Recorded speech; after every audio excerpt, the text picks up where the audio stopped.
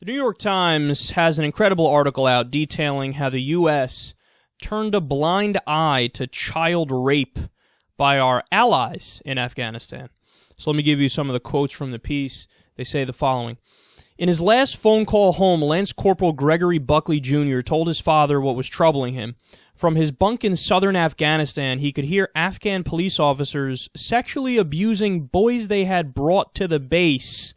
Quote, "At night we can hear them screaming, but we're not allowed to do anything about it." The Marine's father, Gregory Buckley Sr., recalled his son telling him before he was shot to death at the base in 2012. He urged his son to tell his superiors, quote, "My son said that his officers told him to look the other way because it's their culture." Wow. They continue. Rampant sexual abuse of children has long been a problem in Afghanistan, particularly among commanders who dominate much of the rural landscape and can bully the population. The practice is called bachabazi, which literally means boy play, and American soldiers and Marines have been instructed not to intervene. In some cases, not even when their Afghan allies have abused boys on military bases, according to interviews and court records. The policy has endured as American forces have recruited and organized Afghan militia to help hold territory against the Taliban, but soldiers and Marines have been increasingly troubled that instead of weeding out pedophiles, the American military was arming them in some cases and placing them as the commanders of villages and doing little when they began abusing children. Quote, "The reason we were here is because we heard the terrible things the Taliban were doing to people, how they were taking away human rights," said Dan Quinn, a former Special Forces captain who beat up an American-backed militia commander for keeping a boy chained to his bed as a sex slave. "But we were putting people into power who would do things that were worse than the Taliban." Isn't this incredible? And finally, they say, the policy of instructing soldiers to ignore child sexual abuse by their Afghan allies is coming under new scrutiny, particularly as it emerges that service members like Captain Quinn have faced discipline, even career ruin, for disobeying it. After the beating, the Army relieved Captain Quinn of his command and pulled him from Afghanistan. He has since left the military. Guys, this is unbelievable. So we have a situation where if you're an American soldier and you stand up to fight back against a child rapist, you get in trouble. Because they say, no, there's a greater good being served here. These guys are on our side. They're against the Taliban. So since they're helping us beat back the Taliban, they get to do whatever they want. Well, isn't this just a perfect example of tribalism? And isn't this just a perfect example of the perverse idea that, well, we and our allies are the good guys by definition, so it doesn't matter what we do that's wrong. It's not wrong by definition. So we get to do whatever we want. You can't criticize it. And then the other guys are the bad guys by definition. So no matter what they do, even when they may or may not do things that are neutral or even good, you can't give credit. You can't say that's okay because they're not on our team. And these guys are on our team, even though they're pedophiles, so they can get away with it. No, that's not how a rational person thinks. And this shows you how gross our foreign policy is. I mean, it also shows you how gross Afghani culture is. But it definitely shows you that we care more about geopolitical power and strength. We care more about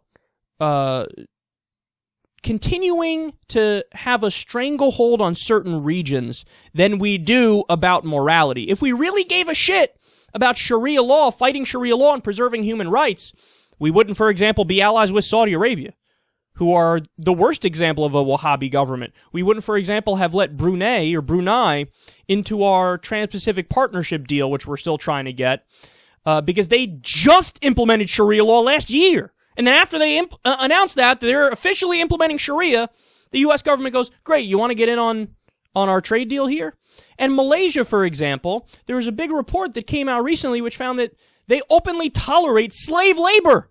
And the U.S. is like, great, you want to get in our economic deal? So wait, let me get this right. The U.S. is going to say we care about freedom and democracy and human rights, but then we're buddy-buddy with certain governments that do Sharia and certain governments that do slavery, and some people who are pedophiles openly. They're child rapists openly. But it's okay. They're on our side. They're the good guys by definition. No, that's not true. That's not the case. I mean, I feel like I'm explaining morality 101 right now. Like, okay, guys, what are we against? We're against child rapists. We're against pedophiles. We're against slavery. We're against religious theocratic law. We're against Sharia. We're against the idea that women aren't 100% equal. Need I go down the fucking list? But what's so amazing is that the idiots in Washington totally lost sight of all this. Because, again, it's more about power and control and natural resources and imperialism than it is anything else. Just like that story we covered recently about how General Petraeus said, in order to topple Assad, what we need to do is arm, I'm not joking, moderate Al-Qaeda members. He floated that idea. Even other people in the room were even like, well, geez. Well, I mean, come on. We're one thing for the child rapists, am I right? We can let that slide, but moderate Al-Qaeda, I mean, I don't know. I'm not sure they'll be with us. These guys never fucking learn.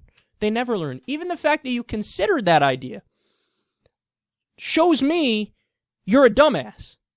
No, I want to be kind about it, and I want to sugarcoat it, or I wish the truth were not that, but that is the truth. If you consider arming Al-Qaeda because you dislike Assad so much because Assad is aligned with Iran and Russia, well, then you have mental issues. No, you're not. You are not accurately diagnosing the moral problems around the world. In fact, I don't even think you give a shit one way or the other about morality, because I come back to my main point. It's not really about morality. What this tells me is, number one, something we already knew, that some cultures are objectively inferior. If your culture tolerates, the good guys in your culture are like, yeah, we rape little boys, well, then your culture sucks. What do you want me to say? So I take away that from this, and I take away the fact that, unfortunately, there's a certain level and a certain degree of moral relativism among our imperialist shitty government, because they don't give a shit. That's not really why they're doing it. They don't care about freedom. They don't care about democracy. They don't care about being anti-Sharia. They don't care about rights. They don't care about civil liberties. They give a shit about none of those things. It's really about more power and more control, to the point that we were willing to align ourselves with child rapists and let them rape people on our bases because it's okay, they're on our side, so they get to do whatever the fuck they want. No, you might want to look in the mirror, because it certainly is not as simple as, they bad guy, we good guy. Because you cannot be the good guy when you're allowing stuff like this and giving it your stamp of approval. You also are a bad guy.